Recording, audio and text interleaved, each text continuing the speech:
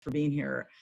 This is such important work, and we're thrilled at the number of people who are interested in being a part of this. So thank you. For those of you who don't know me, I'm Stacy Vincent. I'm one of the co-chairs of this committee, and along with my colleague Judson Klein, we want to welcome everyone to the inaugural meeting of the Orange Village Racial Equity, Diversity, and Inclusion Committee. We will use the acronym REDI for future reference. I am so grateful to see you all here this evening as we take this next step in further opening the lines of communication and building the atmosphere of inclusiveness here in this wonderful town that we all call home. By way of background, as many of you know, last summer, Orange Village Council renewed its commitment to an ethos that supports and provides fairness and equity by passing Resolution 2020-3, which denounces all forms of racism and affirms the village's policies and practices of being welcoming to all people, irrespective of race or other immutable characteristic. Taking the next step, Council has established this committee to engage the community and pursue appropriate policies and actions. We are following an agenda which, if you contacted us in advance, you should have received a copy of the agenda. It is also on our website, which is orangevillage.com. And if you just click on agenda here, you can follow along with what we're talking about, if you haven't had a chance to see it yet. Just so you know, this is an official committee meeting, and meetings shall be properly noticed and open to the public. Meeting minutes will be prepared and made available for public inspection and then kept in the council office after approval by the committee. I will be recording the minutes this evening, but we certainly would like to appoint a secretary for future meetings so I don't have to do double duty. And if by chance I get knocked off for some reason and somebody else wants to jump in and take some notes for tonight, that would be great. And if you're interested in being the secretary of this committee, let us know, please. That said, my official introduction, and we'll give everybody here a chance to introduce yourself as well, and then I'll turn it over to my colleague Judd so that I can start taking notes. As stated earlier, my name is Stacy Edelman Vincent. This is my second year on Orange Village Council, but my career in politics goes back about 35 years to the other side of the table after receiving my dual master's degree in journalism from Northwestern. I began my career in television news, covering politics in Washington, D.C., where I was the White House correspondent under the Reagan, Bush, and Clinton administrations. I covered international news from the McVeigh trial in Denver to Princess Diana's funeral in London to John Glenn's return to space as a septuagenarian. Upon returning to Cleveland and moving to Orange Village about 22 years ago with my husband, I worked as executive producer for WKYC, earning an Emmy Award, as Kathy likes to say, as executive producer on the investigative unit, and later went to the Orange Schools, where I've served as president of the Alumni Association, PTA senior rep, parent, substitute teacher, and for the past 12 years, I've served as an employee in the communications office. I've been lucky to earn multiple awards there for taking pictures of many of your children, sharing the stories of staff, and really sharing the Orange story as well. About a year ago, I became a part of the Equity and Inclusion Steering Committee at the school, and I've been a moderator and facilitator for various panels on racial equity and inclusion. So I've talked a lot by way of introduction already. I do talk fast if you haven't already figured that out. And if you want me to recap anything at any point, just let me know. But my job here as we move forward is not to talk, but to listen and ask the question, how can I do better? How can we all do better?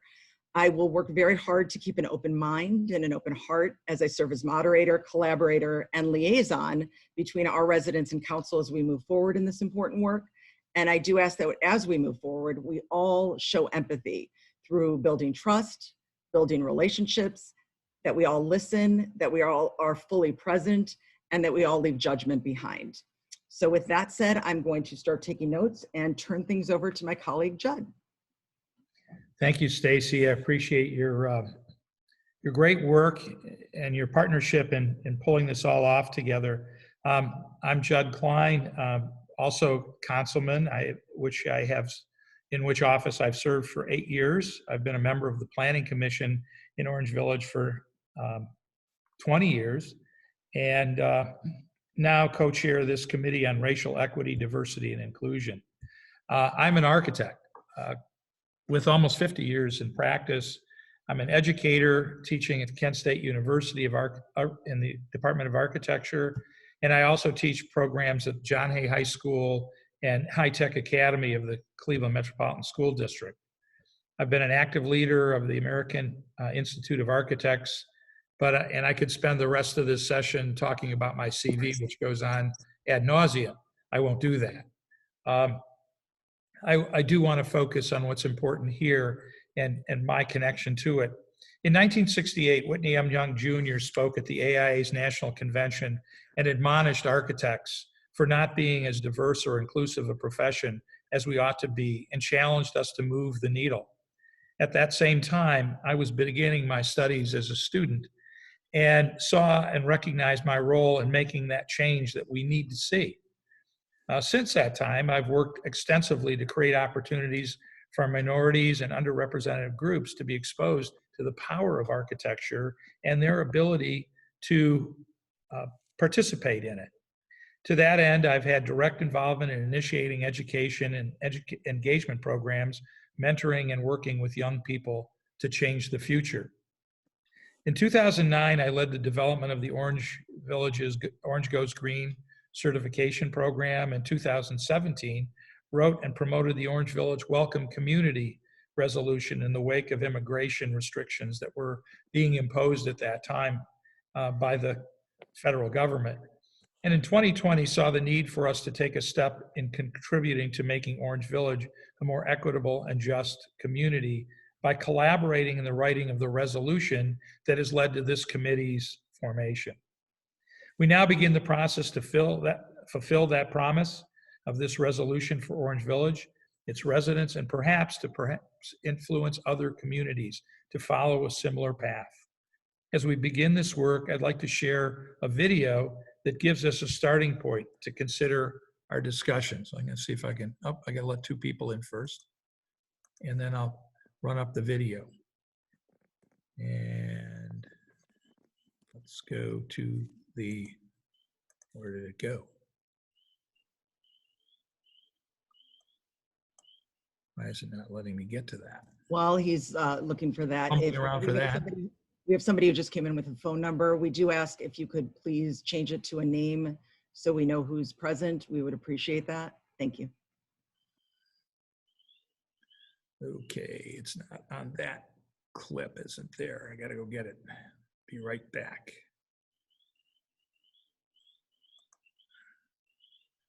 Stacy, if you want to sing and dance for a minute. I had this up originally and now it's... Okay. So we're gonna, in a little bit after this video, we're gonna talk a little bit more about the structure of the committee. I know a couple of you have asked about it or we've been in touch with it, and we will break it down for you so you see how it's going to work so that you can then make a decision if you want to be a part of the formal committee or a part of some of the working groups that are doing some of the deeper dives. And we'll discuss that a little bit more as well. I do still see that somebody's on with just a phone number. Once again, if you could please change it to your name. It's the last four is 0458. We ask that you please put your name up so we know who's in the call. Okay, now I really screwed myself up here. Hang on. Okay. I don't know if you can see this or not. Hopefully it's sharing. Can you see this? Hear it? No. Nope. You're not sharing. Okay. You know, that's not very nice of me not to share. Where did it go? Thanks, Brent. Keep having to relaunch my meeting here to do this. Okay. Now let's go to this. We'll share it. We did test this beforehand and it worked beautifully. It worked beautifully a minute ago, and now it's not working at all. Oh, I know. No. Call the grandson. Yeah, there you go. Somebody go out and find me a 4-year-old child. I can't make heads or tails out of this. I had it on here to begin with, and then it went away. Screen. So let's go to the, no, let's go to this. All right, well, Judd, I can, while you're looking, I can go on. If you were able to get it, just let me know. Yeah. I'll go to the next section and then we can come back to the video if that works for you. Sure.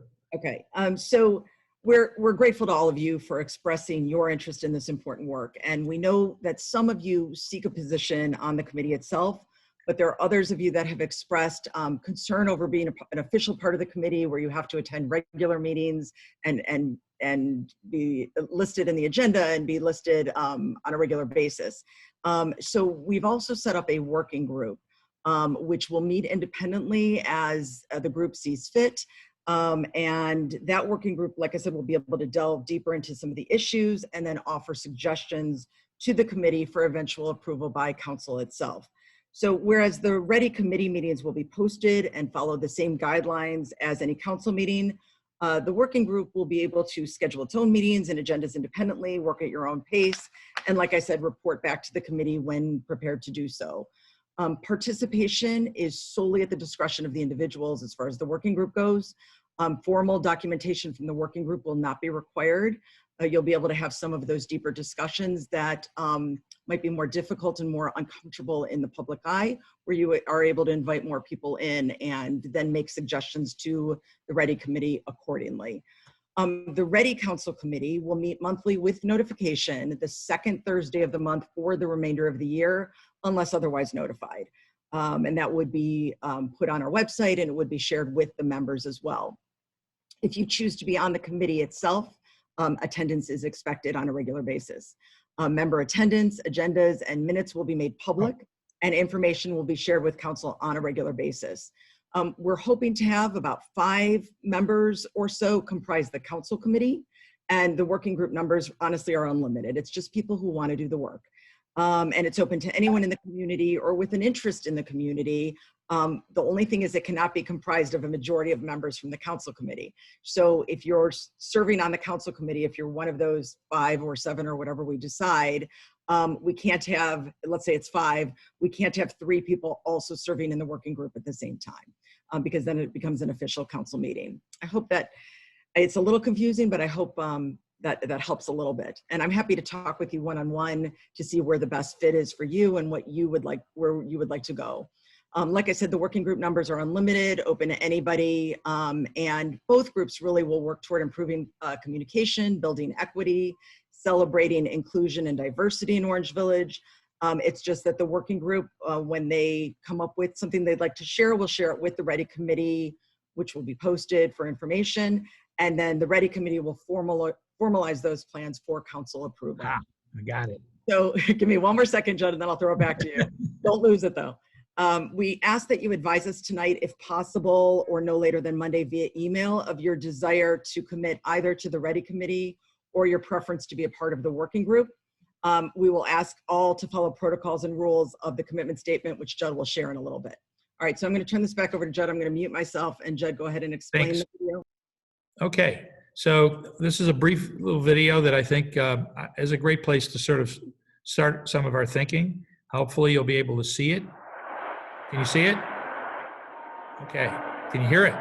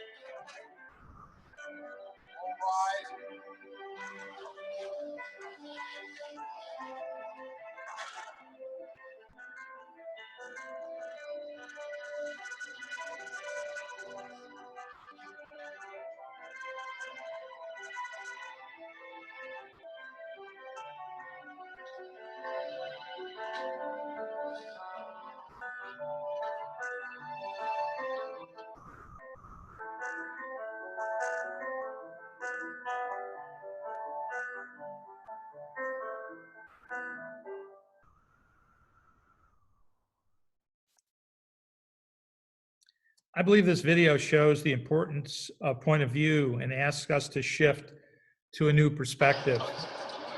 Uh-oh, it looks like it started again. Now I don't even know where it is. How did it didn't stop? Darn it. Gotta go back to the share screen again, just for a minute.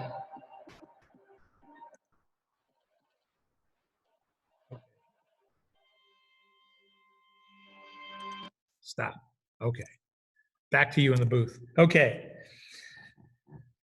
We have to, this asks us to shift to a new perspective, which brings us to the consideration of our big, audacious goals, or the bags for this committee. And number one is to develop a community-wide understanding of social justice and racial equity. Number two is proceed by pursuing understanding via open dialogue. Three, advance towards guiding discussion to avoid potential conflicts that may result in misunderstandings and division.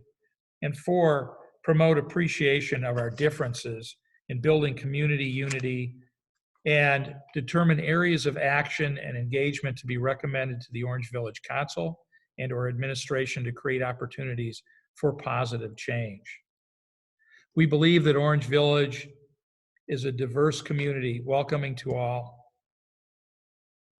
Our failure to recognize that not considering the possibility that inequities exist within the village and not taking action to prevent them from arising will result in those situations from actually happening. Therefore, a plan without action is only a dream. An action without a plan only passes the time. A plan with action can change the world. Nelson Mandela. We are convened to consider the possibilities and opportunities for our community. And with the creation of the Council Committee, we look to create, as Stacy talked about, a smaller working group. And she talked at some length about that, so I'm going to hand it over back to her for the next little bit. Actually, Judd, if you want to go ahead, because I went through it while you were getting the video, the difference of the two groups. So if you want to go ahead and talk about the Memorandum of Understanding. And okay, I'll jump to that. Okay. One of the things with the establishment of the committee, we have enlisted involvement by members of the community and asked for their commitment to principles that will assure the integrity of the process, fairness, and respect for all participants.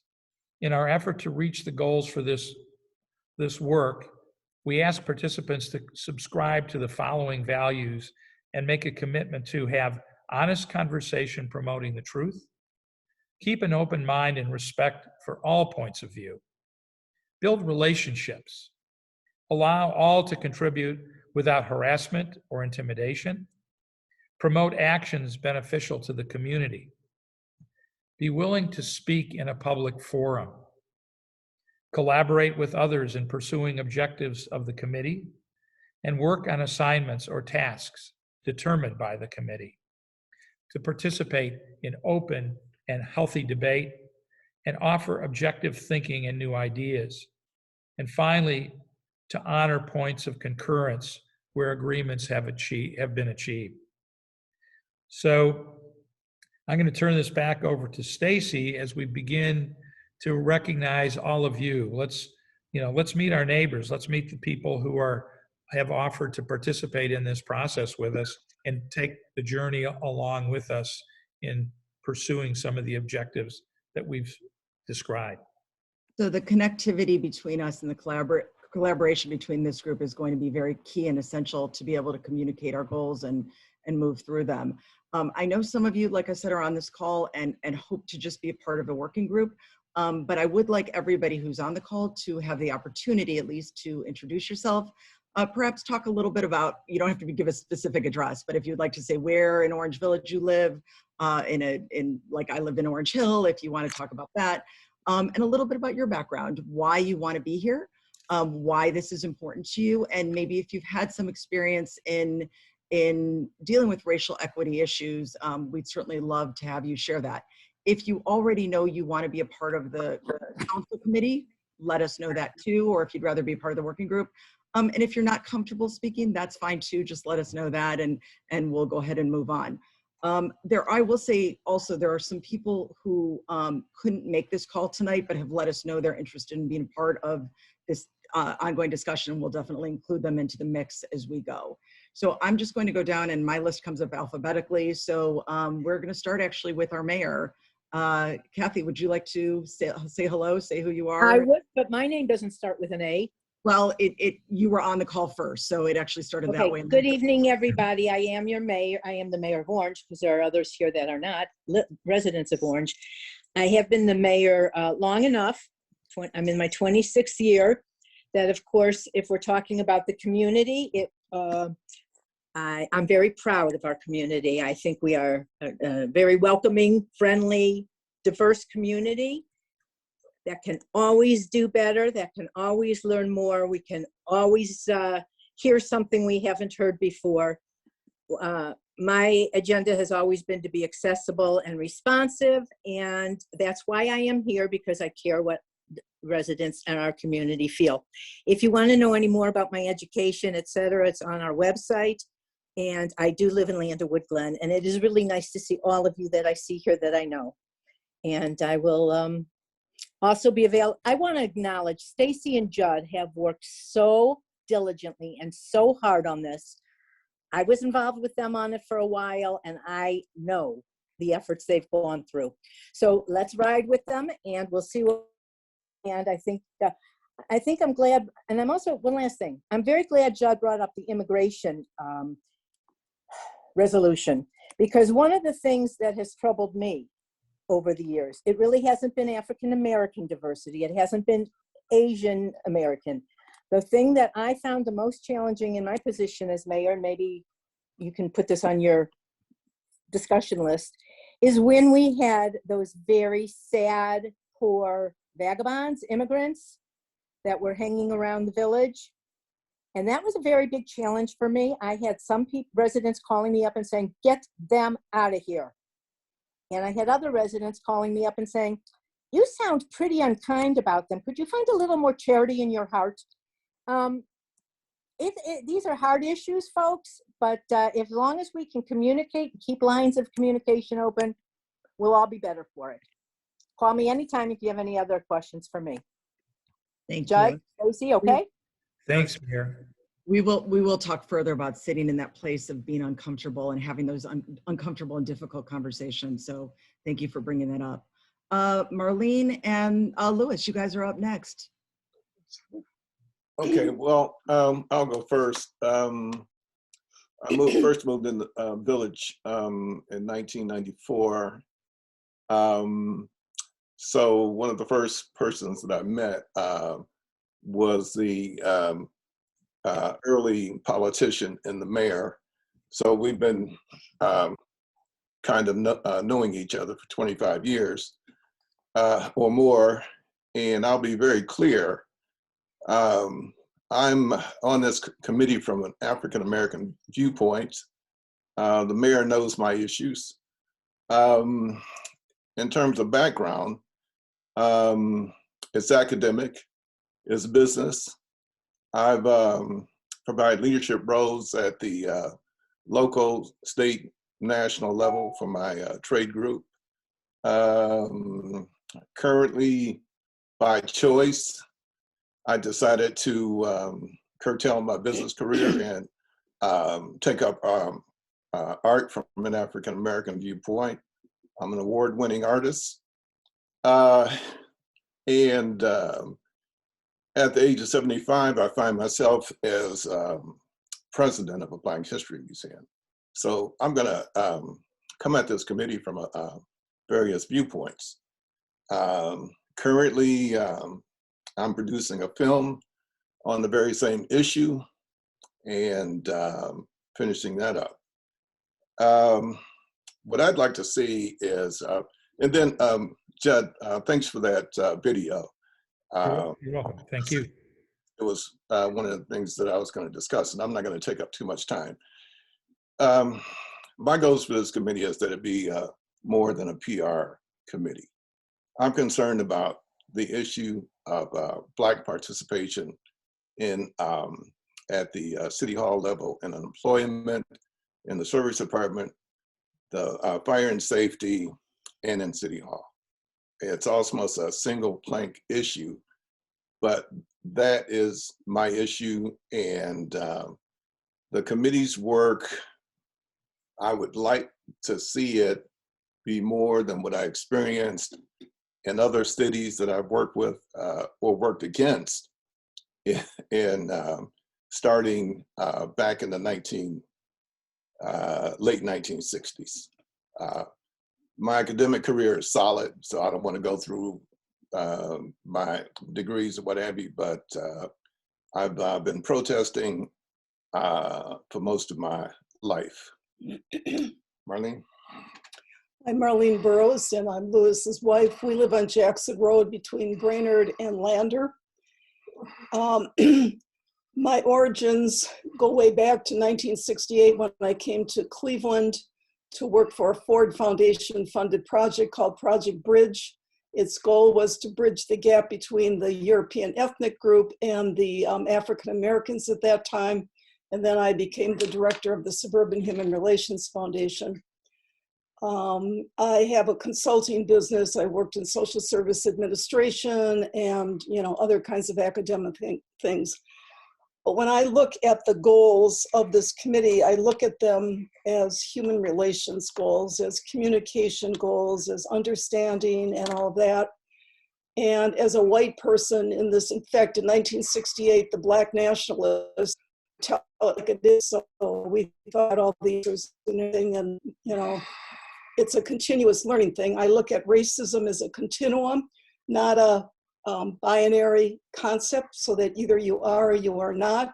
If you're white, you probably have some degree of racist intentions or attitudes or whatever, so it's continuous. White privilege is something that every white person has. I believe that two things have to happen, especially in a community like Orange, where things are not apparent, whatever is going on. One is, I think every white person needs to understand the concept of white privilege. And I think it's taken me a long time to, racism, I kind of had more of an introduction to, but the fact that, if I'm white, I have, just some privileges that, others might not. And in terms of the racism, I kind of look at it as President Biden was looking at where the United States government really might be contributing to racist practices, in its structures, in its laws, in its things it's not doing, whatever. And that's how I look at what has to happen in Orange Village. I don't think it's blatant here, whatever is going on. At least I haven't experienced that. But I think there are, except Your husband has. Except my husband has. And, an example is, the police came to our house one time because our dog was barking. He was asked by the police for his driver's license. I was not. And what that meant, at least the intention might have been good, but the reaction on our part was just kind of raised a red flag. So, I think that it's looking at Orange Village in a deeper level. It's not so much about relationships. It's about the structural issues that might really be contributing in ways to the bigger societal forces that we would like to prevent or stop. Thank you for sharing that. And a lot of the things you brought up are certain to be part of discussions that we're going to have down the line. As we sort of said, this is just an introductory meeting. We know there are big issues to discuss. And we know there are different feelings across the board. We can talk more about that and some of the terminology and some of the vocabulary that will come up, things like you mentioned about implicit bias and things like that, that are certain to be part of future discussions. And that's what we want to move forward with. So thank you for your contribution and for sharing your thoughts. We appreciate it.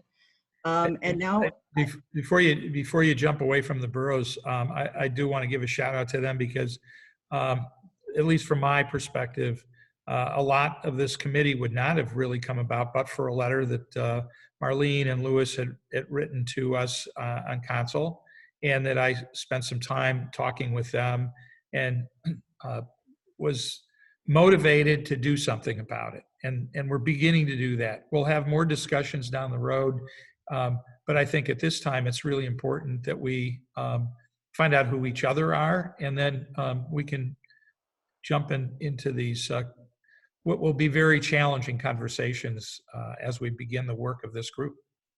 Thank you, Marlene and Louis. I appreciate it. Thank you. We know this isn't an issue that started overnight or will be resolved overnight. We're going to keep working through it. So thank you for your participation. Next on my list is Alan Charnes. Now we get to the alphabetical order. So Alan. I am actually here as an observer. I wanted to, as a council person, I was interested in being able to come on and hear from various viewpoints and learn and hopefully better myself as I continually try to do.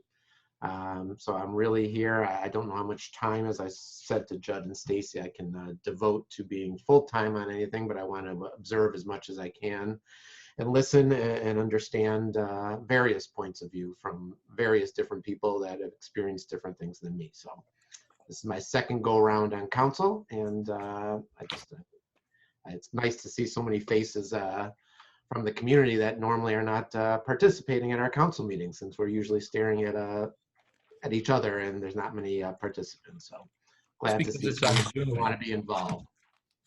Thank you, Alan. And as always, thank you for opening that door.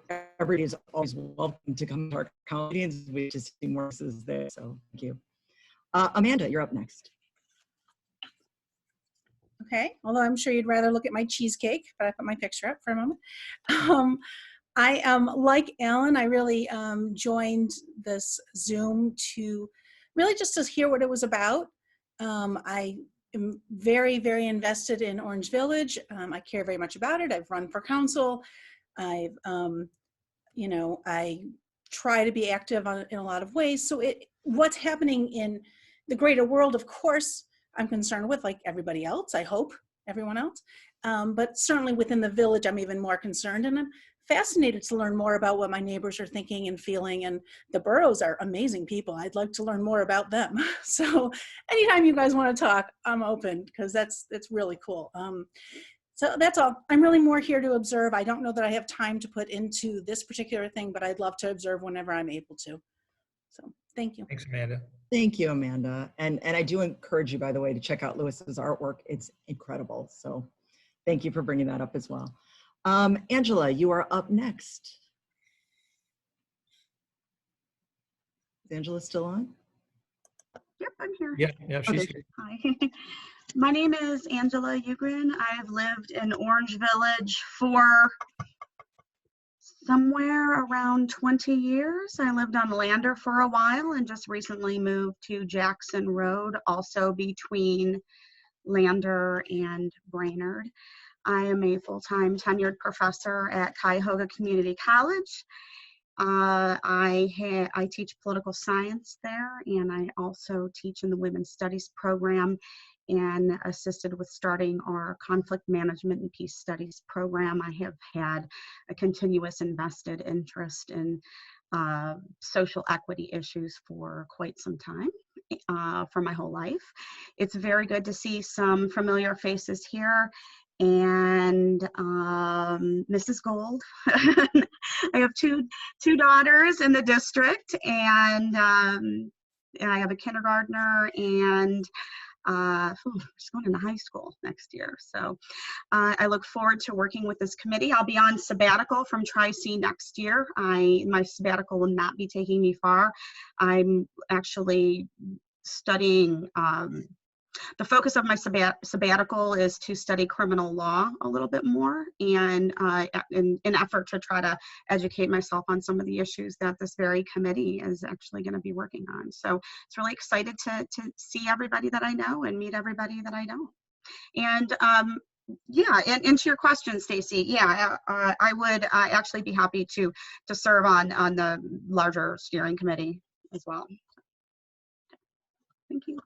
Wonderful. That makes 3 so far official, and we'll hear what everybody else has to say. Thanks so much, Angela. I'm so glad you're joining us.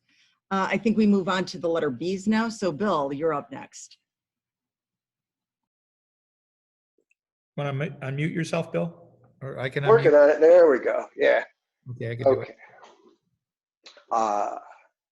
I am Bill Kohner. I have lived in Orange Village since 2019. I'm a newcomer. However, I lived in Shaker Heights since 1946. So I am familiar with these sorts of issues. And when I got married and in 1967 and to a Shaker grad, and we settled down in Shaker Heights, okay, I know what our hopes and aspirations were. And 50 some years later, you know, I understand the reality of the last 50 years. I applaud the progress and deplore what remains to be done. Okay, but so, you know, I'm familiar with these issues. As for my, you know, actually, I don't really need any qualifications, but I'm a retired lawyer and college professor, okay? But the relevant thing that you need to know about me with regard to this committee, okay, is that I'm a certified somatic therapist. And probably nobody in the room knows what a certified somatic therapist is. Oh, Stacy knows what a certified somatic therapist is. I know only because you shared with me previously. Oh, okay, well, okay. She's cheating, all right. So I am going to just tell you what the word somatics means, okay? Somatics just means the idea, or not the idea, the skill of listening to your own body to determine how you're actually feeling and what is going on. Now, I would hope that after watching the video that we just watched, that it's obvious that if you are doing the looking, if you are the camera, okay, it might be a useful skill for you to go, oh, what's going on in me when I see that? Because if that is brown and that is white, what do I do differently? Okay. So my interest in this is somatics. And I will tell you that, well, I have not been a part of this. Okay. I mean, I've been part of this somatic stuff for a long time, but somatics also has a whole application to social justice. And to be perfectly honest with you, I've never done any of that. I've always done this on a personal therapy basis. But there are people who for 40 years have been using somatics to pursue social justice, okay? And in these different settings. I have seen the work. I recently went to a conference on Zoom on somatics in all these different areas. And part of it was on social justice. And I saw what these people did. I thought it was fabulous. So my real interest here is to say that if Orange Village is going to approach these issues, I would like them to include the somatics approach. I am prepared to at least make these contacts. You know, I mean, I know who these people are. I can get in touch with them. You know, I'm willing to do that. I am absolutely not willing to serve on the committee. I told Stacy early on I'm too old to accept any positions that involve responsibility and or accountability. But I am willing to do some work. Age has nothing to do with any of it. At any age. That's my excuse. That's my excuse. Right. But I am more than willing to, provide the information, to make the contacts, to, help everybody understand what this is and how it might help. Okay. Thank you so much, Bill, and we appreciate that. And I think that's where being a part of like a working group or independently looking through some of those different ideas that we'll be bringing to the table, you'll be such a huge help. So thank you for that. I appreciate it. Okay, Brent, you are up next. Hi, everybody. I'm Brent Silver. I have been a councilman in Orange Village since December of 2019. I've lived 2 doors down from Stacy in Orange Hill for about 12 years or so. And I'm here to listen and learn and see how I can be part of the solution and not part of the problem. Brent, I'm sitting in your chair. Oh, you're in council chambers? I'm in the council chamber. We just didn't want both of our internets to go down at the same time.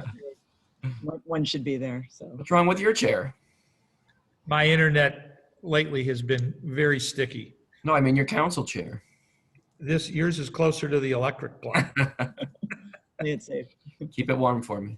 Thank you, Brent. Thank you for your participation. We appreciate that.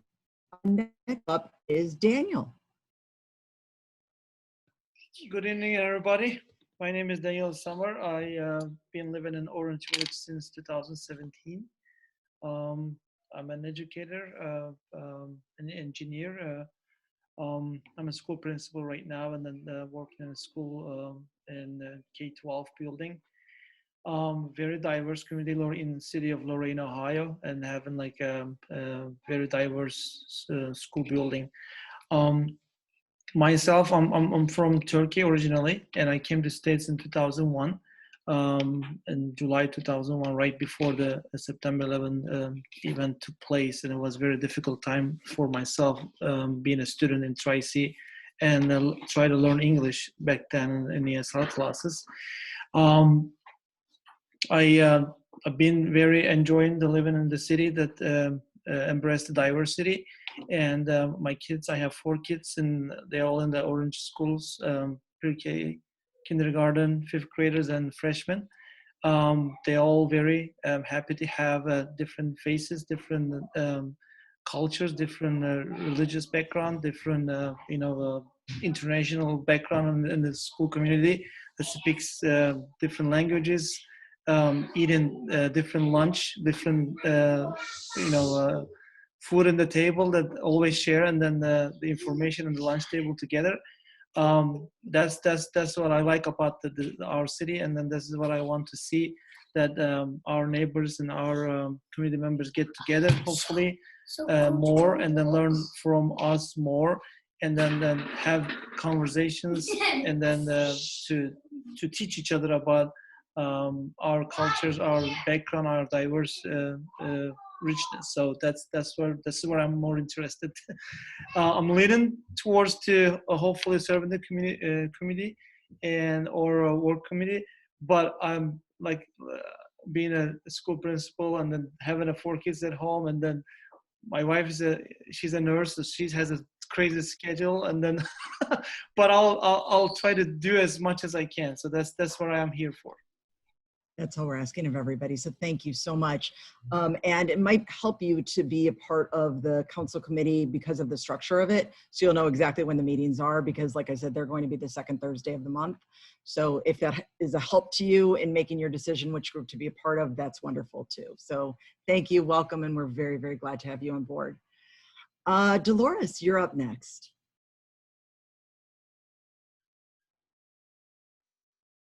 Can you unmute yourself? Okay, I just unmuted myself. Good evening, everyone. My name is Dolores Moman, and I want to thank you for that video. I've seen that before, and every time I see it, I think of myself, because that's my life every day, people looking at the brown person. But because of who I am and my self-importance of myself, I refuse to let that hold me back. So with that being said, my name is Dolores Moman. My husband and I have lived in Orange Village for 37 years. We live on Harvard between Brainerd and Lander. We raised 3 children in the village, and they all, of course, went to the Orange school system. I agreed to join this group because Orange Village is a great place to live, to raise your family, and I call it my home. And I love living here. Also, another reason why I decided to join this group is because when one of my sons returned home from South Korea for a visit, he had a very disturbing incident that occurred. And I've just shared that information with the mayor, with Stacy, and with the chief of police. I won't go into any details, but he was very upset that he had come home. He was born and raised in this community, and this incident that occurred. And perhaps later on I can share more details about that. My background is originally I worked for Bridgestone as a manager for 20 years at the corporate office. And when I had my third child, I started working at the Orange schools. I just recently retired from the Orange High School, where I was the advisor for the diversity program for 15 years. And there, teaching students the importance of other cultures, embracing them, and knowing the importance of people that had different backgrounds. I've also worked with the Diversity Center for many, many years, and I think the skills that I've learned through the Diversity Center I can share with this group. Also, I wanted to mention that while I was at the Orange High School, I also mentored a group called Sister to Sister. And it was a group of young ladies, women of color. And I probably mentored over 100 young ladies. And the reason why that group came about is because a lot of our young ladies of different backgrounds of color felt invisible. And we would meet once or twice a month. And this is where they felt that they could come, share, and explain why they did not feel like they were a part of the school system. Like I said, I did that for about 15 years, and I just recently retired last year, just before the pandemic. Basically, I just want our community to be the best it could possibly be. I want it to be inclusive, sensitive, and safe and caring for all people in the community. And I'm not quite sure which group I want to be in. I think I want to be on the working committee, but I will get back in touch with you regarding that. So wherever I'm needed, I'm willing to help. And the boroughs, they made a very valid point. I think if we had more diversity within the community, as far as our staffing, city hall, fire department, police, I think that would make people feel more comfortable. Like I said, I've lived in this community for 37 years, and I can walk up and down the street, and people who have just recently moved here look at me like, well, where did she come from? And it's real, I feel it, and you can't change people's hearts. But I think if we were more inclusive, people would know, oh, she lives here, the police department. Oh, that's where she lives. So like I said, wherever I could help, I'm willing to do that. And I thank you for this committee. I thank you, Stacy and Mr. Klein, for pushing this agenda forward. Thank you. It's great to see you, Dolores. Say hi to Chris for me and for my son, Brandon, who grew up with That's what I thought. That's what I thought. Yes, he came here a couple of years ago to visit, and he had a very upsetting experience, and he hasn't been back. I heard about it. Yes, all right. I'm sorry that he had that experience. Yes, so am I. But I'm happy we have this committee, and I can share this with them that things are being addressed. So thank you. We don't want to see that happen. Stacy, are you back on? So Stacy somehow fell off. So I will call on the next. So did a lot of people. We're like down to 12 people. It was a lot more before. Yeah. Looks like Helen Greenberg Feinberg. Are you on? I think you're on. Can you unmute yourself? Yes. My name is Helen Feinberg, and I've lived in Orange for better than 20 years, more than one home here. I currently live in the Lakes of Orange, and I have a son who went through, he needed to leave public school in 7th grade, and he is finishing out his undergraduate, shall we say, education at Lawrence, which is a school for kids that have learning differences. It's an amazing place. I'll give it a plug because we're very fortunate in Northeast Ohio to have this amazing school for kids who learn differently. I am originally, my formative years were all spent in the Bronx, and I finished high school in Shaker quite a while ago, and then my parents moved here to Cleveland and settled in Shaker. And even though I did attempt to get out of Cleveland numerous times, it just didn't work. So I have remained here for my entire adult life. And I have some very strong feelings about having grown up in an incredibly diverse place and moving to a place that I found to be anything but that, and have had really strong feelings about it my entire adult life.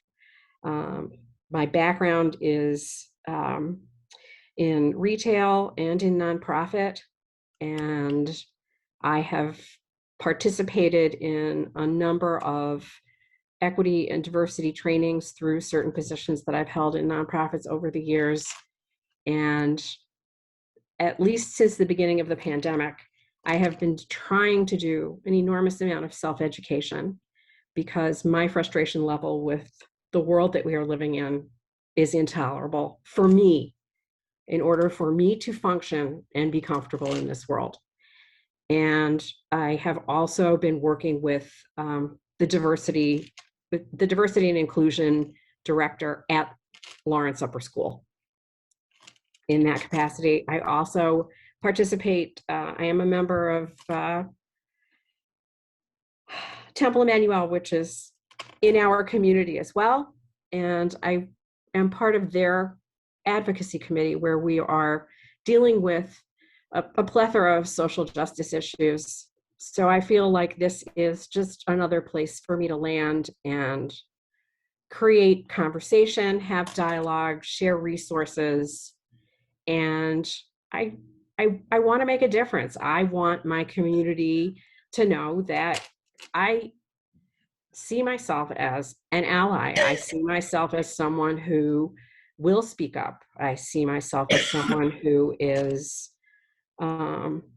very interested in the importance of knowing that we're all people and that we need to treat each other as such. And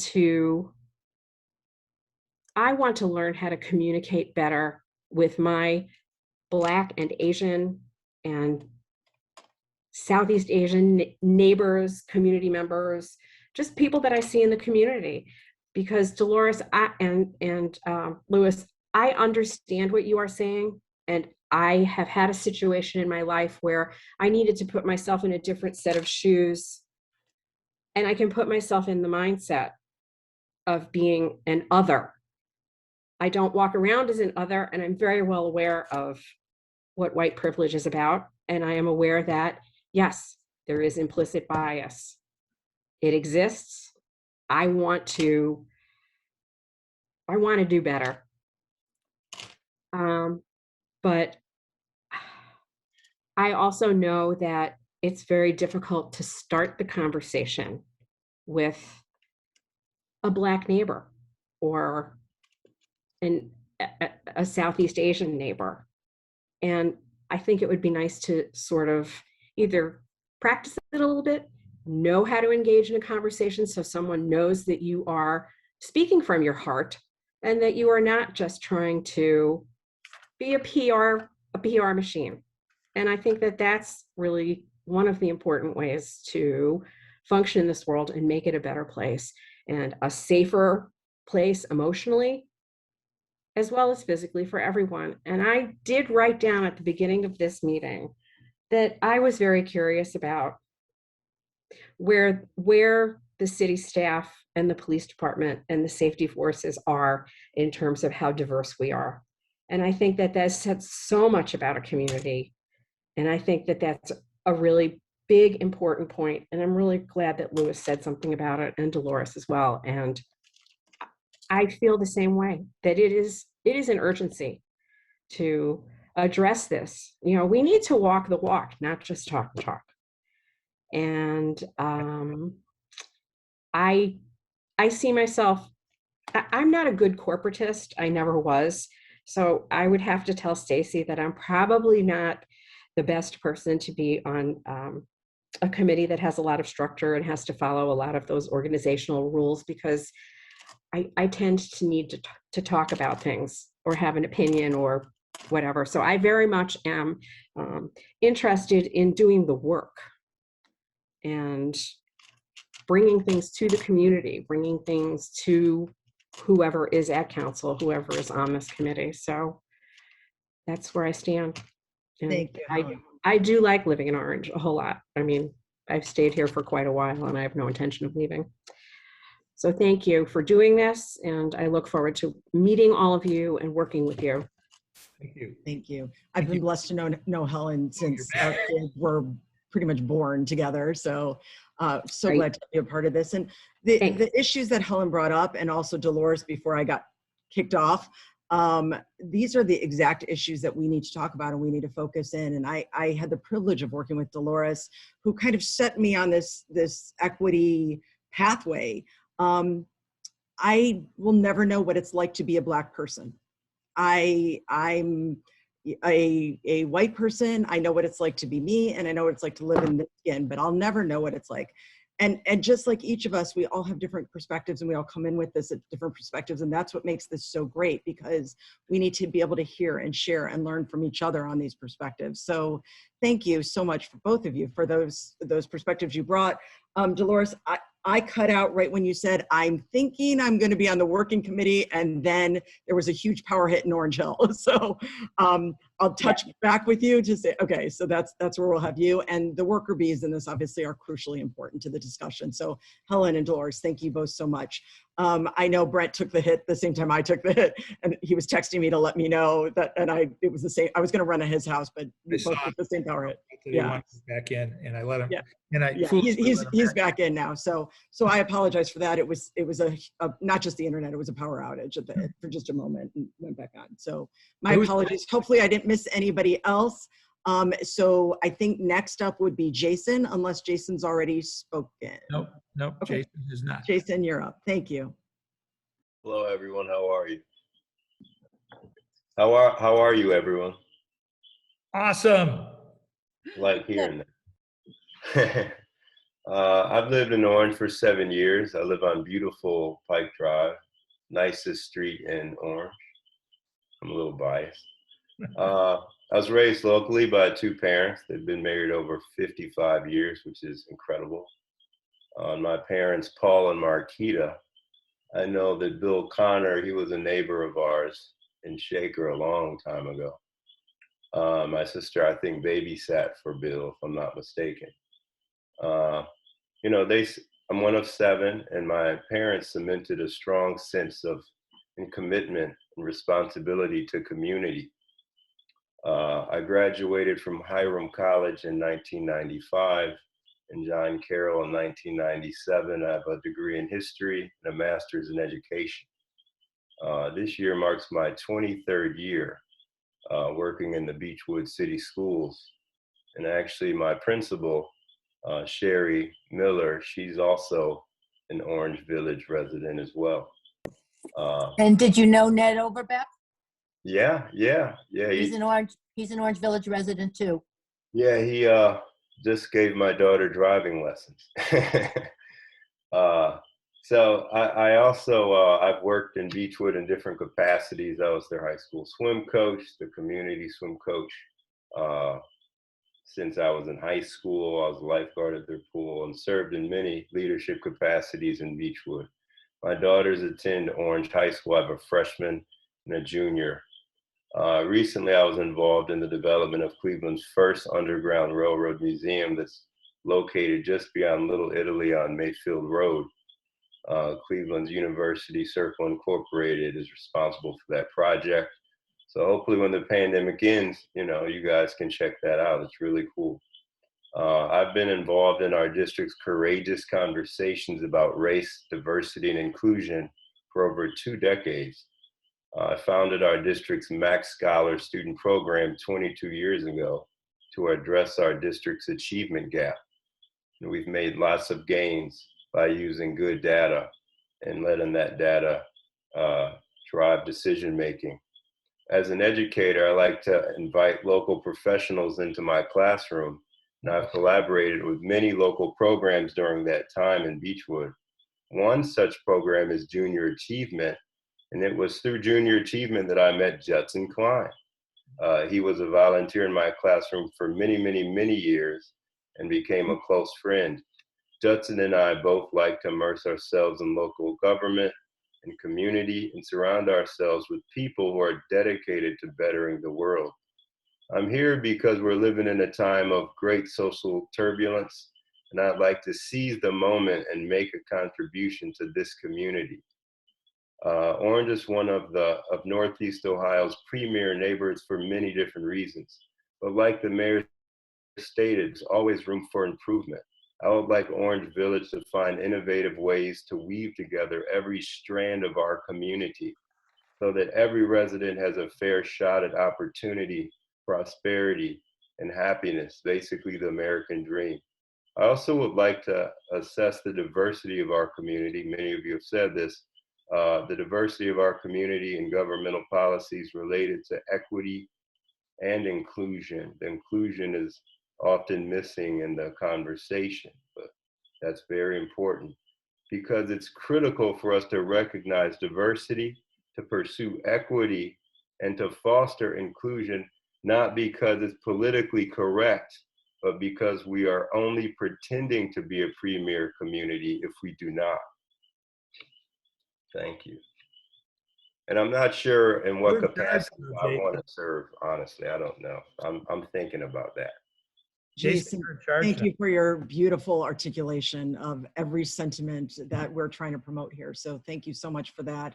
We really look forward to working with you. And if you would like to talk more about which capacity you would prefer to be in, I'm happy to have that discussion with you whenever you like. And we could talk more about it or take some time to think about it. But thank you. The articulation of every element of what we're talking about is so crucial. And thank you for sharing all of that. I really appreciate it.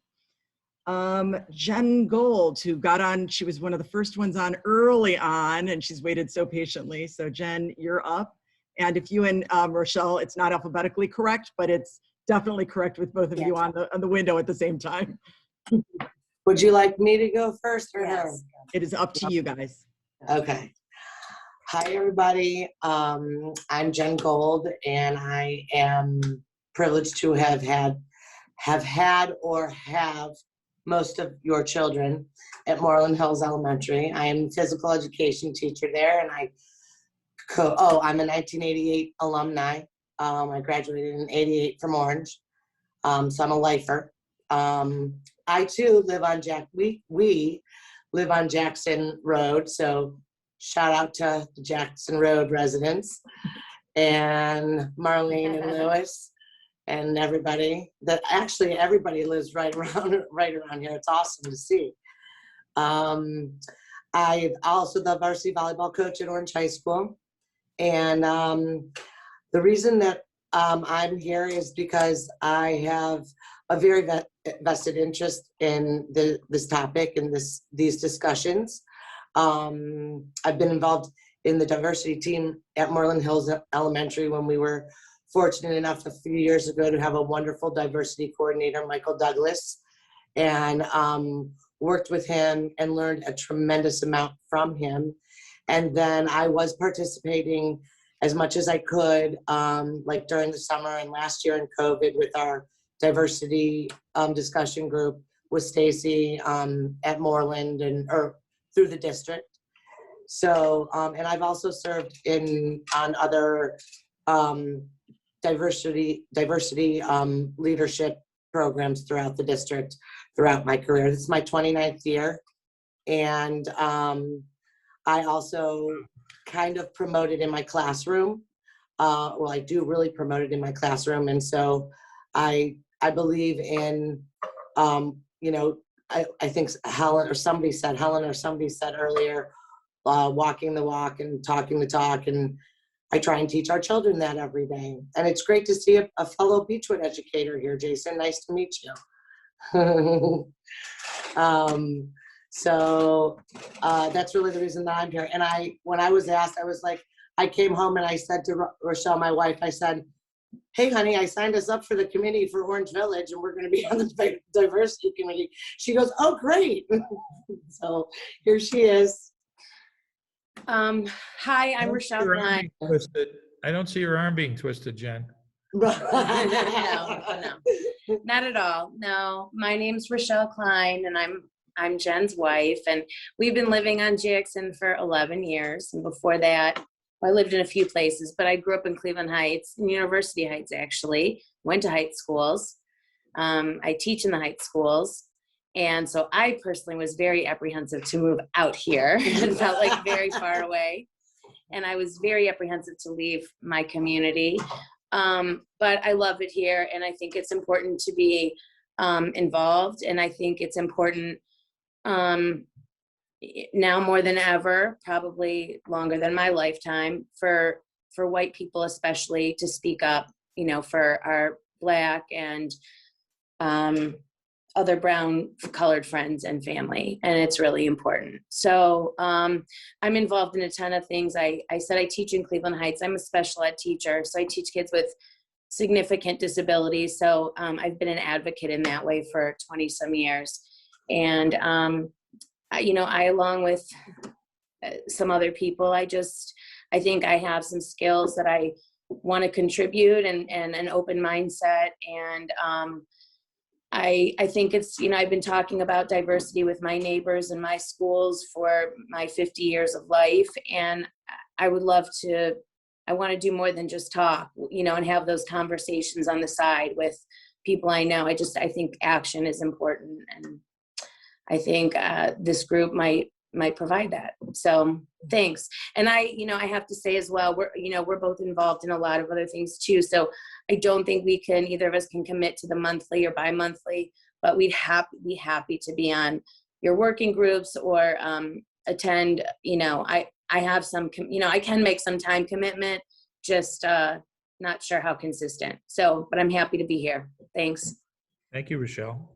Thank you. We're delighted to have both of you in whatever capacity you can be here. And thank you so much for sharing your vantage point and what you bring to the table, which is awesomeness. So thank you. I really appreciate it.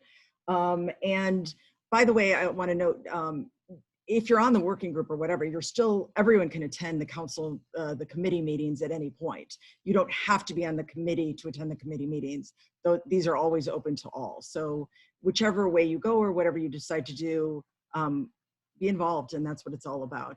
And I love what you said too, Rochelle, about giving the voice to people that don't necessarily have it. And what we know or what we don't know, we need to keep our ears open and listen to other people so that we can share their vantage point and better understand. So thank you. Okay, Marlena already went, so Sarah is next. Thank you for your patience. Good evening, sorry, no longer morning. My name is Sarah Partington. I live on Hidden Valley, so I'm in between Jason and Stacy and Brent. It's in the set of orange. We've lived here for about 11 years now. I'm a military brat, so I grew up living all over the world. My parents got out of the military, moved to Shaker, where I graduated from high school. I went home to Nashville for college, came back for law school, and I was just gonna stick around, get my law degree, and I was gonna leave Cleveland, and I wasn't coming back, and that's been 15 years now. So I met my husband. His family's from Pittsburgh. and he has family in Vermilion. We had friends on the east side, and I said, well, we're living on the east side. He wanted a place with space. I wanted a good district. Here we are in Orange. We have plenty of space, and we now have 3 kids. I work for Metro Health Systems. I am their senior compliance officer, director of compliance operations. And in the last year, well, more than just the last year, we've been focusing on changing our culture and what it means to be our employees. And we've partnered closely with HR, especially in the last year and a half, on inclusion and diversity. And so we have started our own internal videos with like a healing campaign and listening campaign. And some of these stories, I mean, Procter & Gamble does a fantastic job. If you haven't seen all of their videos, I highly recommend you watch all of them. But we've been producing internally something similar to that as well. And my goal here is we have 3 kids. The oldest is in the 2nd grade. So Jenna, if you have him for Jim, I apologize. He's very competitive. So I apologize in advance. And I totally love him. I had him today. I totally love him. I was like, oh no, oh no.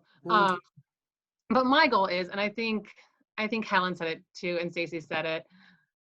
I'm a white female. My husband's a white male. We want to rate. We're not a very diverse community. Let's be honest. I still go to church and Shaker because that gives my kids more diversity.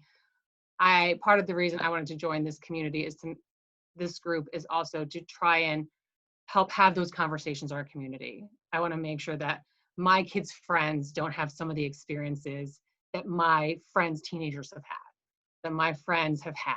So just trying to do what I can to make it better for them. And Stacey, I'm willing to sit on the committee or the council, whichever. I do better with scheduled events. That's wonderful, and we're happy to have you on the committee. I just met Sarah actually earlier, but within the last year, and I've been getting to know her through the schools too. And all perspectives that are brought to this committee are helpful and wonderful. So thank you so much for that. And we're looking forward to working with you and maybe piggybacking on some of the things that you're doing at Metro to kind of inspire our own community here. So that's great. Thank you. And I think Tony, is Tony still on? Yep, there he is. All right. So before we go to Tony, is there anybody that Scott Lewis, I still have too. Scott, you jumped up to the top. So we'll do Tony first and then we'll come to Scott. Thank you. Everybody, I'm Tony Farino. I'm the manager over here at the Orange Library. I've been here for just 2 years now. Previous to that, I've worked kind of all over the Cuyahoga County Public Library system. Most recently, Garfield Heights branch. So I've worked in some pretty diverse communities. It certainly makes for, it makes the job a heck of a lot more interesting, meeting people from different backgrounds. And we're currently going through a new strategic plan. So equity and inclusion are going to be a big part of that. So when I saw on, a council meeting earlier in March or February, I saw that Judd and Stacey were forming this committee. I thought, what a great opportunity to connect with the community.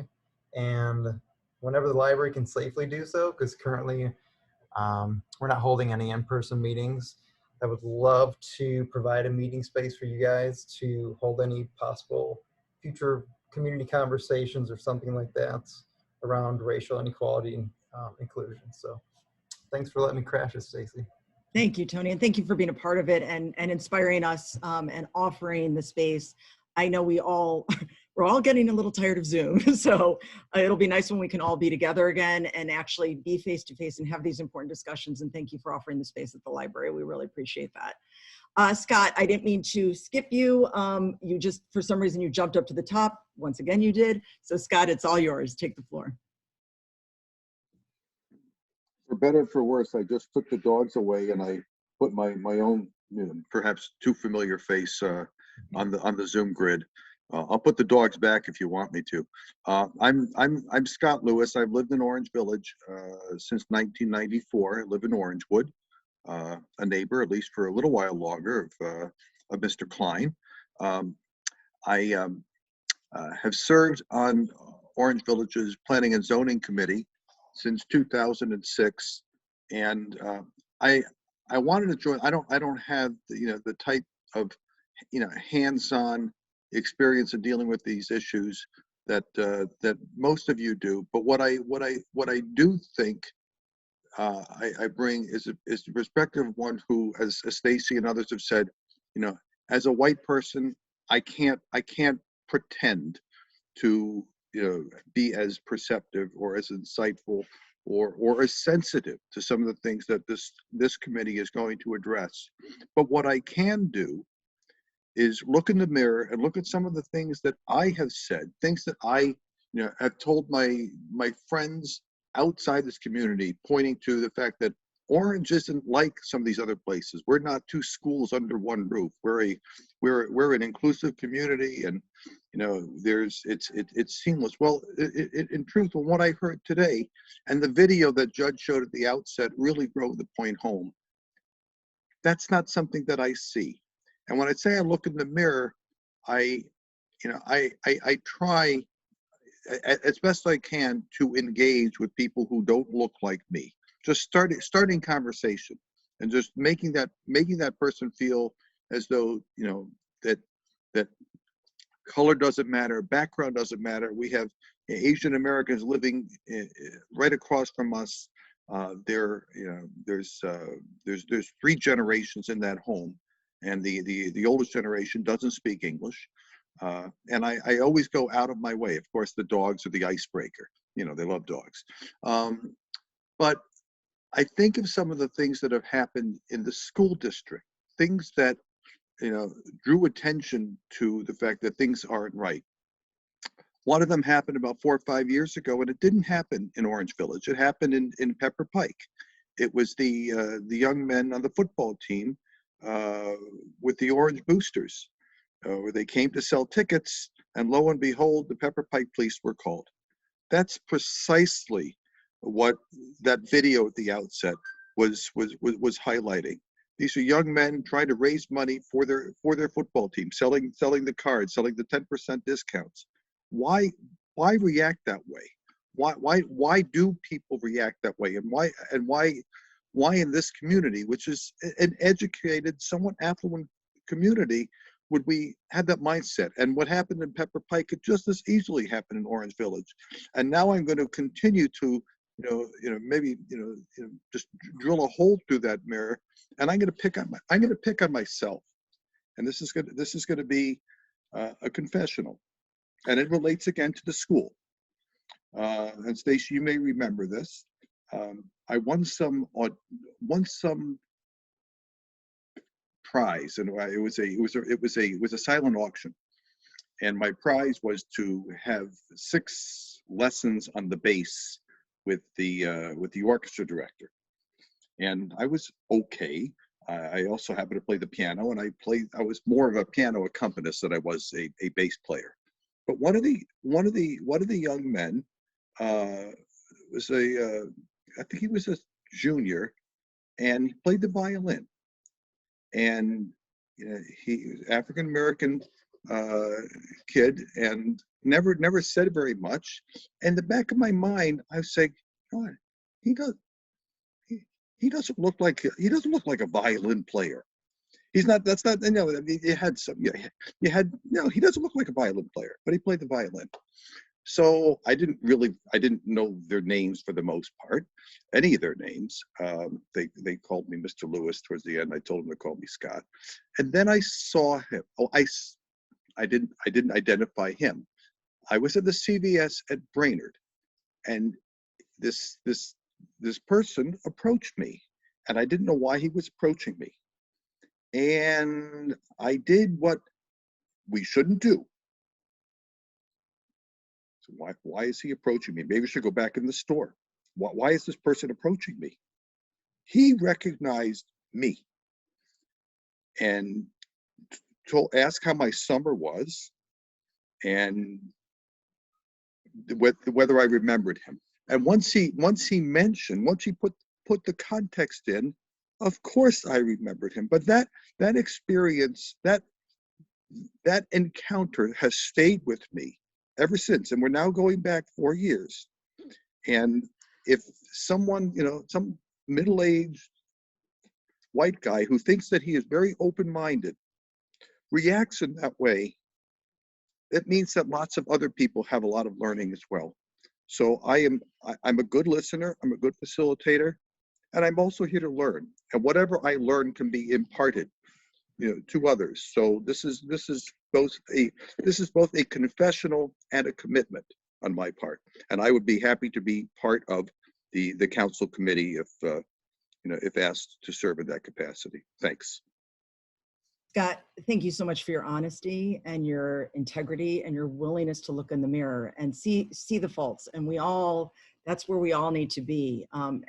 I've known Scott forever, and he underestimates his value. He's an incredible pianist and accompanist, and he's an incredible singer as well.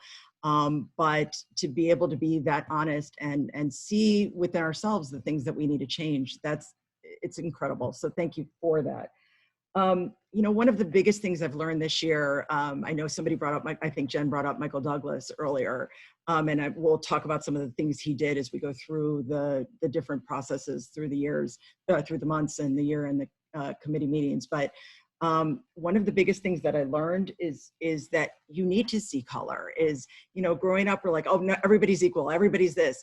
But what I learned in the last year is to be able to open my eyes and say, no, we have to see color. We have to see the differences in people so that we can learn to appreciate the diversity and the differences in people.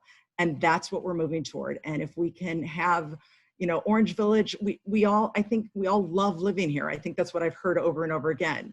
But if we can all ask the question, how can we do better? How can we be even better? We'll get to that point where we'll be the model for communities all across the country. So I look forward to that.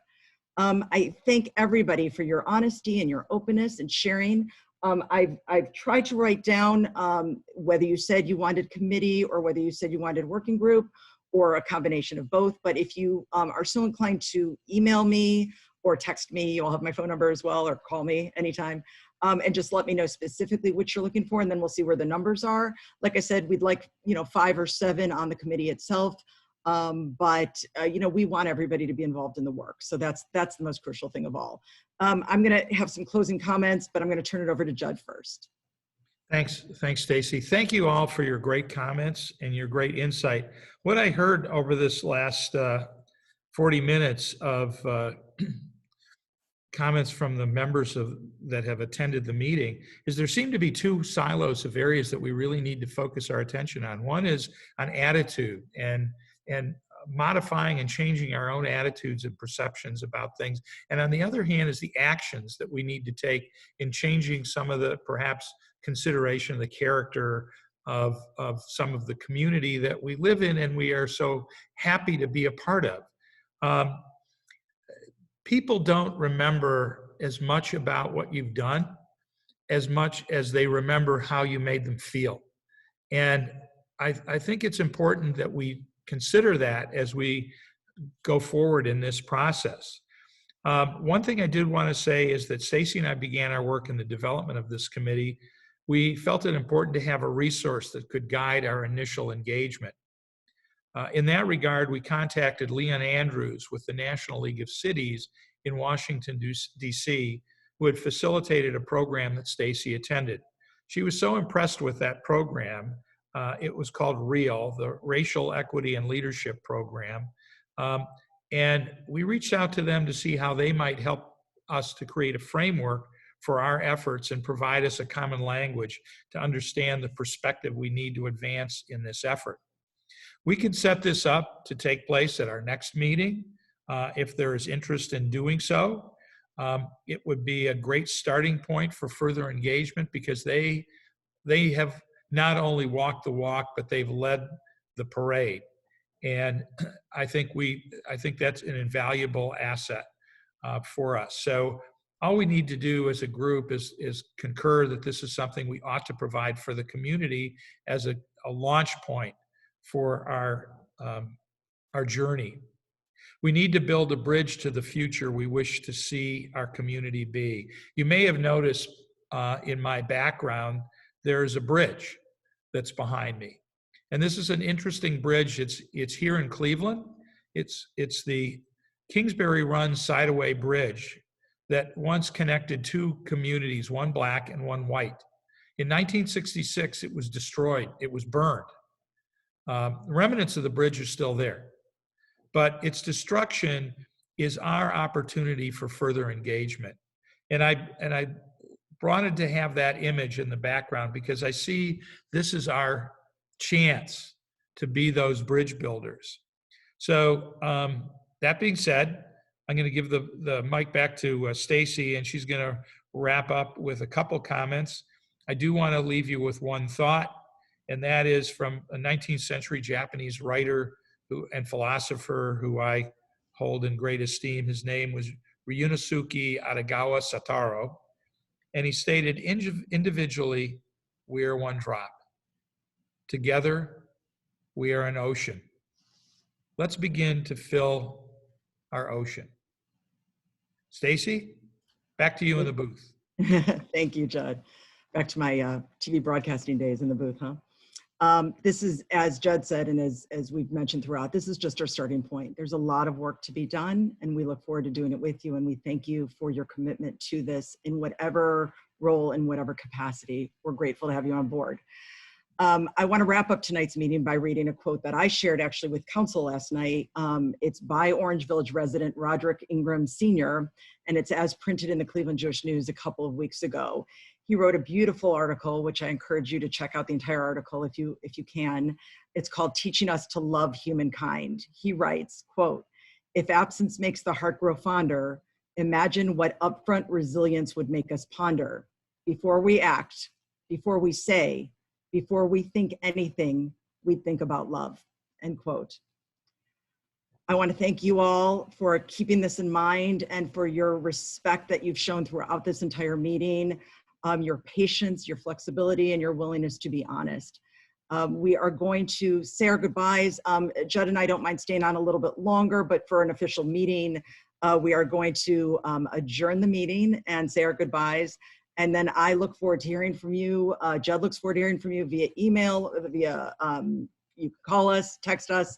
Our numbers are all out there on the website, and we'll get the meeting set up. We will see the committee as a whole on May 13th, and we'll talk more about the working group and how you guys want to, with some guidance, move forward so that we can start working on the action plan as well. Thank you so much. And is there a motion to adjourn? So moved. So moved. Thank you. 8:32. And like I said, you're free to go. You've spent a lot of time here, but thank you for being a part of this. Judd, we'll end the recording now, but we'll stay on a couple more minutes if anybody has any questions that weren't answered, that you just need some logistical information. Thank you. Have a great night, everybody. So I'm Good night. stopping the recording. Thank you.